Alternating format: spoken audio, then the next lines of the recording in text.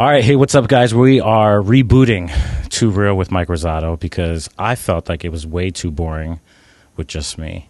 And I needed to up the gorgeousness of the podcast. This is how he's like trying to rope me in to keep doing You're this. in. You're here already. What the heck are you talking He's about? thinking flattery will help. It did because you're here. But is it still Too Real with Mike Rosado because I'm here? Maybe it's just Too Real with the Rosados. That sounds like an 80s sitcom. So what do you suggest? I have nothing. You have nothing? We're Just Too Real. Sure. Too Real. Sure. All right. Let's That's do what it. we're going to do. So We're we're gonna do it. rebooting this. And here's, we're rebooting it because for a bunch of reasons. We're rebooting it because I slacked, which we're going to talk about in the second episode. Mm-hmm. And how you came in and saved my day. Did I, though? I mean, you attempted to. I mean, we'll get more into that next We'll work it. episode. Yeah. So a person like me that's a visionary and I have all these crazy thoughts and plans. I need someone like you to help me execute it. And so we're going to be talking. That's going to be the second episode. The second episode, we're going to talk about crazy calendars, how to manage our crazy calendars. But for today, since it's the reboot, I just wanted to introduce ourselves again. So we are leading a church, Fervent Church. Mm-hmm. And we've been doing it now together for 7 years. No, 6. 6 years. Yes. Okay. Yeah, married for 7 years. Yes. Doing it together for 6 years. But so I think if I'm going to keep any of the subscribers from the other 2 times I try to reboot this podcast, they don't know you much. So tell everybody like what you do. That's a loaded question. I know it is. Okay, so obviously my name is Jillian Rosado, married What's your middle name? Tell everybody. Marie. Marie. The typical Italian girl middle Doesn't name. get more Italian than that. It was my grandmother's middle name, so Okay, she we was can't Rose make fun of you. Marie. Yeah. Thanks for diffusing that. No, I can't make fun of you. So 'cause Rose will haunt you if you make fun of it. She will. But I am a mom. We have 2 boys, 15 and 17. I work alongside my husband, which most people they're like, how do you do that? Yeah. And we'll get into that. But so I work for Fervent Church. I'm the executive director, which means Mike's crazy ideas, I put them into systems and make it happen. And administratively, I'm very gifted in that area. So he's the vision, I'm logistics, usually. Okay. That's Yeah. how it works. I also work for a program called Peak. It originated in our denomination's district office. We're part of the Christian and Missionary Alliance. So I'm the Peak administrator, again, using those gifts. Yeah. But it's a survey tool and coaching process. Mike's you're involved in it as well. Yeah. I don't know if you've mentioned that on the podcast before. No, I don't think I have actually. Mike is the national coaching team lead. And what we do is we bring the survey tool to churches within and outside of the alliance to survey their congregations and then coach them for 7 months and help them with best practices and ways that they can improve or things they can expand upon. And it's really cool because it brings a lot of travel into my life, which I enjoy, and just different stuff. Besides that, I wouldn't say I have a blog. I haven't updated my blog in a long time. And I hate the word influencer. Why? It's just, it's so corny. I'm Just because it's corny? What would be a No, better 'cause, term to describe you then? Well, first tell everybody what you do and then let's try to tackle the description. I have an Instagram where I share my outfits. I do this thing called Coffee Talk every morning where I literally look at my phone and talk about my life, and it brings such really great interaction and conversations with people. And I literally share my life. That's what I do. I share what I'm working out, what I'm cooking, all that stuff. And it's grown and it's fun. And then there were parts where I would blog consistently, and then I just got really burnt out about it because I came to you the one day and I said, I know why I'm burnt out because I feel like I constantly have to create content when I just have natural content that I can just use without having to create it. So I Right. get dressed every morning, just take a video of it. Mm-hmm. I drink my coffee every morning. Let's just talk about what's going on in my day. And people really connect with that.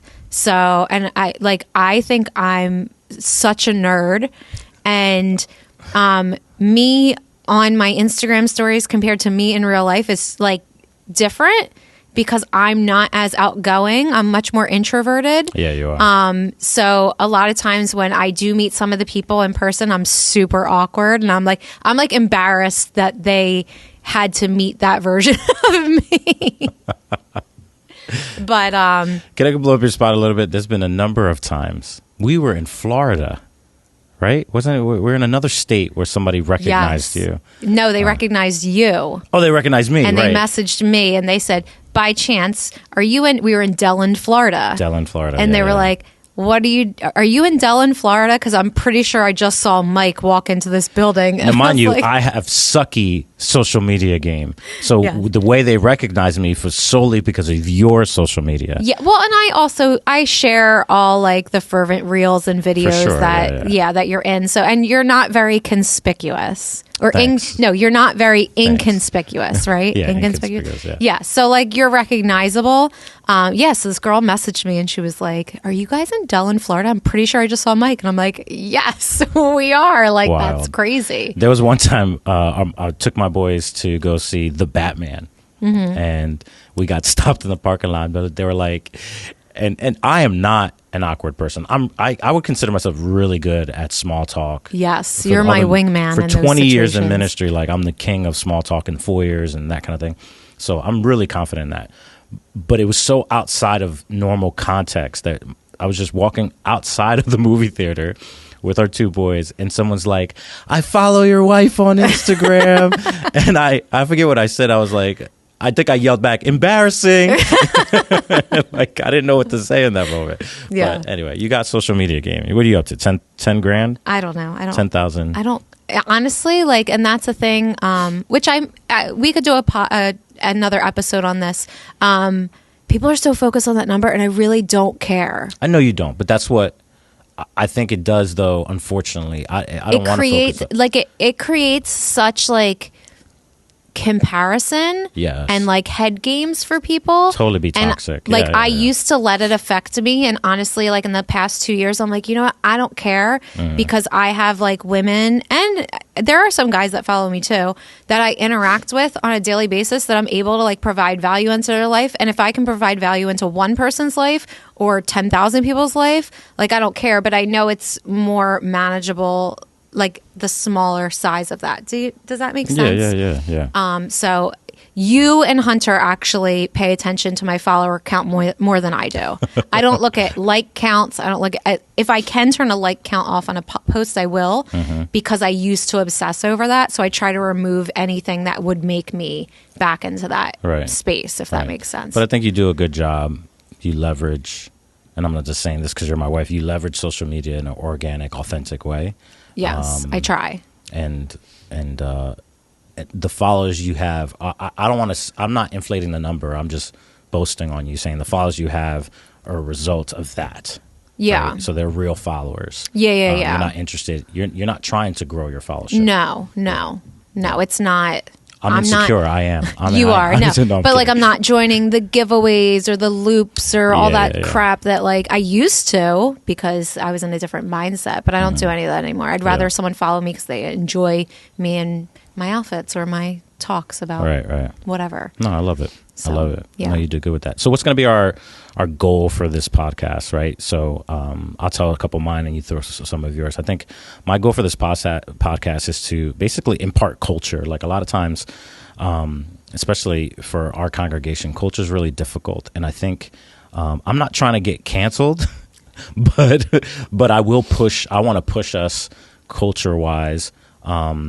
So I'm willing to get some emails with this podcast, but I'm not trying to get canceled. More than you already get? More. I'm willing just to push us because I think a lot of times we have our bathroom meetings. We have our living room meetings, or when we're driving in together for work, we have those kind of meetings.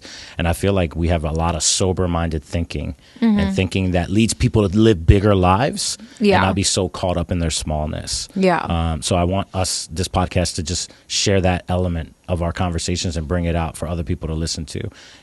They might disagree, and that's okay. But I think for us to be aware, just to give perspective, right? We're not perfect, but to give perspective to life and leadership, so that people could see bigger than what they see in front of them right now. Or bigger when they look in the mirror. I want people to be bigger people. So I want to impart those kind of things, so that they can reach their potential. And we're going to be real. We're going to be raw.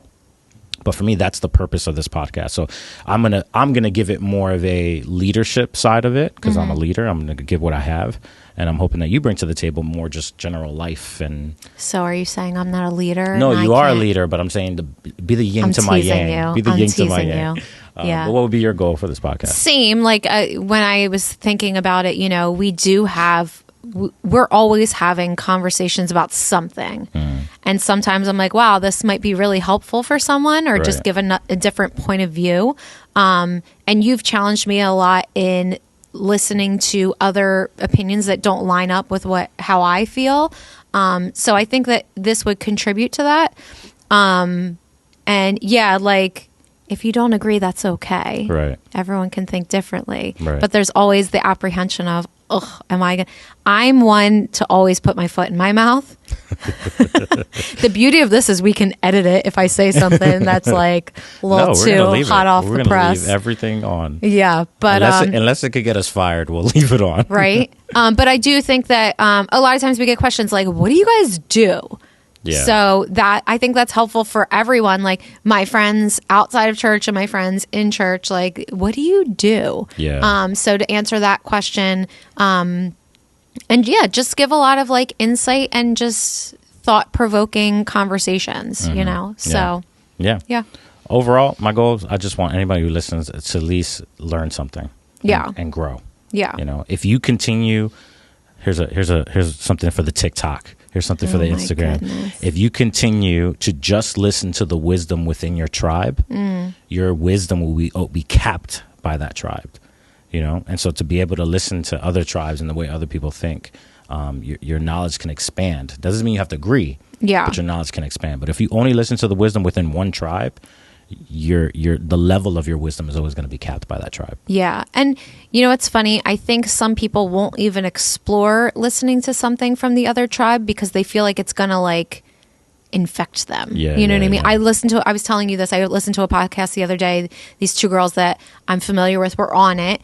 And I was like, I want to listen to that. And then the intro of the podcast came on and it was something that was completely opposite of how I feel. And I cringed. I was like, I don't know if I can listen to this. This is like a lot for me.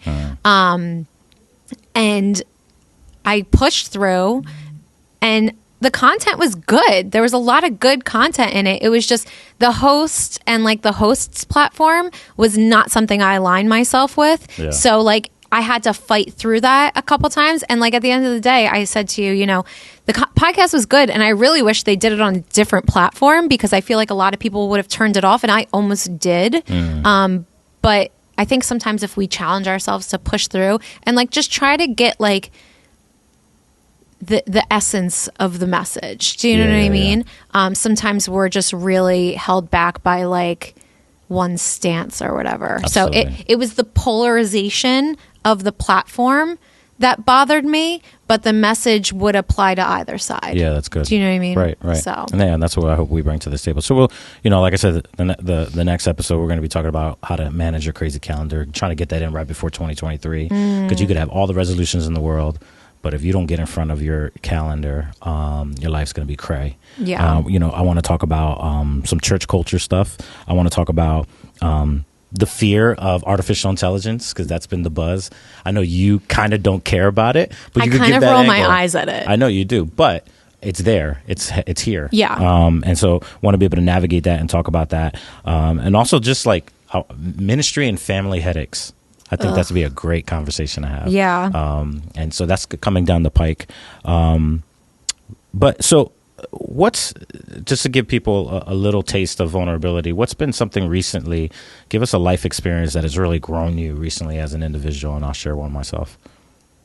Wow. I was not prepared for this question. Come on, too real. No, I feel like you have to go first so I can like have a second to think about it. That was a lot. Yeah. I think a lot of ministers are saying this, a lot of leaders that I look up to. I listen to Leadership with Craig Rochelle and Carey Nieuwhof and those kind of guys. And they all have echoed the phrase that now is harder to lead now than it was during the pandemic. I 1000% agree with that. And the reasons, and they've said that, and then they move on to the next statement. I want to say why. Why it's right now it's more difficult. I think because people are extreme with their emotions, right? Yes. So when it comes to COVID, the very few people express. They might feel in the middle, but those who are expressive, the loud voices, the squeaky wheel gets the oil. Yeah. Right. So the loud voices that you have to deal with are those that are just like, I'm over COVID. Right. And then the other people that are just like, whoa, it's still out there. I mean, I got it last month. Right. That was real. What do they call it? The tridemic? The tridemic where you got flu, RSV, and now, COVID. And so there's some people that are like uber and they expect you to lean really hard on one side or the other. Yes. And just the evolution of criticism. That might be a future podcast. Oh my goodness. The evolution of criticism, I said this from the stage a couple of weeks ago. I miss the days when people would just talk behind my back. Yes. Can we get back to that? That would be days. wonderful. People just always feel the freedom to express their opinions on certain issues or create issues that honestly I'm not even focused on right now because I don't need to be focused on them right now. Yeah. And the hard part is that I don't want to be a leader that doesn't listen. So I want to listen, but at the end of the day, it's impossible to please everyone. Yeah. And I want to retaliate, and I want to say it's easy to throw simple solutions when you don't know enough about the problem. Yeah. And most of the time, the solutions benefit primarily them than it does. I have to always look at the whole. And that just makes it completely difficult to lead in this time because now people are settled in their opinions. Yeah. In the beginning of COVID, what's going to happen? Who's this? You were kind of heard the big mouth. It was going to be 2 weeks. It was going to be 2 weeks, then 2 months, and then you know what I mean. And so, so people just really dug deep into their corner, and leading right now, being the mediator, trying to help people find peace and make peace. It's hard as heck, and I want to. I don't want to respond to emails. No. And thank God for AI. I can just tell AI to respond nicely to those emails. But I think, so this current life experience, I've had to really settle more and more into not accommodating dysfunction. Yeah. Because if you accommodate dysfunction, you just breed more dysfunction.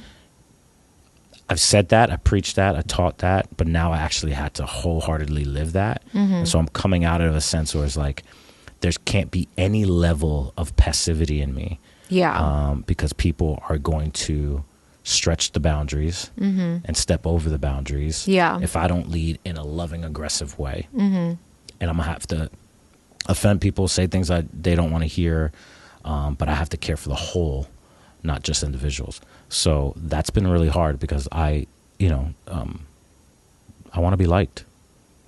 And I think a lot of people say, and then I'll let you talk, but a lot of people say that I don't care about what people think. I don't care about what people think. We all do. We all do. B, sorry to throw the Bible in there, but if you look at qualifications of a leader, like 1 Timothy 3, it says you have to be above reproach. That means nobody can blame you for something. To some degree, I do have to care about what people think, but I can't let it define me. No. And so I have to I've gotten a lot stronger in that area. Yeah. And putting my foot down, even though sometimes I don't want to be compared to some mega church pastor that's authoritative and this and that, or I don't want to be compared. At the end of the day, I got to know who I am. I got to lead with love, and I got to care for the whole, even though it might not benefit everyone. Yeah. And that's hard. Yeah, I feel that. And you have to deal with me. That's probably your life experience. Oh my goodness. Can you guys stop with the emails? Because it makes my life harder. And then that's something that's difficult too, as your wife, not being offended by those people and letting that affect my interactions with them. Because I'm why are you texting my husband at 6 o'clock in the morning? Or why are you texting my husband at 11 o'clock at night? We have a family. And with that, I would say my biggest challenge in leadership these last couple months, or I'd say this last year, has been boundaries. It's something that I've worked really hard on, and I've put them in place. And sometimes it rubs people the wrong way. But in order for me to lead in my fullest capacity in a healthy way, I need boundaries. And in order for me to be a great wife, a great mom, a great daughter, sister, friend, aunt, whatever, I need those boundaries in place. So like, and I'm sure we could do a whole episode on boundaries. Like we should just put a list. Like let's just have a piece of paper here and well, we'll be writing them down. So. We are going to put this on like YouTube and stuff too. So if you want to like see us looking at each other and talking, but putting things like as far as if you have an iPhone, using the focuses on your iPhone, because I used to be the type of person, if someone texted me, I felt like I had to respond immediately. And then it would derail my whole day because I'd get caught in a text conversation or whatever. And I master my time. People don't master my time. So like when I'm in working hours, I have a focus that I set on my phone so that only my work can interrupt me, or my children. My children are included in that. So if someone's texting me about something random, like I'll respond to it when I'm done my working hours or when I'm at lunch, and vice versa. Like my phone goes into personal mode around 5, 6 o'clock every night until 9 o'clock the next morning. So if you're texting me something about work, I'm not responding to you until I'm in working hours again, because like we're off on Fridays and my phone's on personal mode all day long. If it's an urgent and important thing, they'll be able to get in touch with me. But like the random texts, I don't respond to them. And some people get bothered by that. But I'm like, no, like I need my personal time just as much as you do. And that has created a really strong boundary for me. And it's been really beneficial. So yeah, having those boundaries as a leader is so important, because if not, you'll run yourself rampant and then you can't lead well because you're exhausted, you know? So yeah, that's great.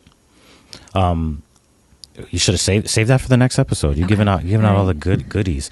So here's what I'm asking. I didn't teach them how to do it. No. So here's what I'm asking you to do. Make sure that you follow us if you're listening for the first time. We'll follow us on Instagram and TikTok. Be able to. What is your handle? This is where he sucks. I'm going to take control here. Good. Okay, so if you want to see more of us, follow us on Instagram at Mike Rosato and at Jillian Rosato. I don't know your TikTok handle. Wow, wifey. Pre this podcast recording, I for over 7 years has thought Mike's middle name was Anthony. And it's Antonio. There are 2 birth certificates though, so it gets a little confusing. It is. I thought his Spanish one was Miguel Antonio and his English one was Michael Anthony. No. It's not. It's Michael Antonio. I'm a bad wife, and I have told people that your middle name is Anthony for over 7 years Always now. been Antonio. So fail. But like when I'm joking around and I say like a totally Americanized name, I go Michael Anthony Rosato. That's probably why. But no, it's the same thing at Mike Rosato. Okay, my TikTok is at Jillian.Rosato. Someone got it from me. So, do you know there are multiple Jillian Rosatos in this world? There's only one of you, baby. Yeah. There's only one of you. So make sure you follow us. Hit us back with some feedback through our Instagram and TikTok handles. DM us there. We want to hear your feedback. Maybe you're like, oh, it would be dope if you talk about this. And the next episode give us content, like topic ideas, and feedback on this. Like, do you like this format? What could we add to it? What should we shy away from? Yeah. Yep. Yeah, hit us up. All right. So thank you guys so much for watching episode 1 for the reboot. We're gonna, now that I have her. Why do we have to call it a reboot? It's just our thing. It's a new thing. It's a new, but I've messed up in the past. Okay, but we're just gonna call it a new thing. It's a new thing. Yeah, that's right. So thank you for joining us in this new thing. But make sure that you follow us on Spotify, iTunes, Google Podcast, YouTube. Wherever you listen to your podcast, make sure you follow us there, and we'll see you right here next time on Bye. Too Real. See ya. See ya.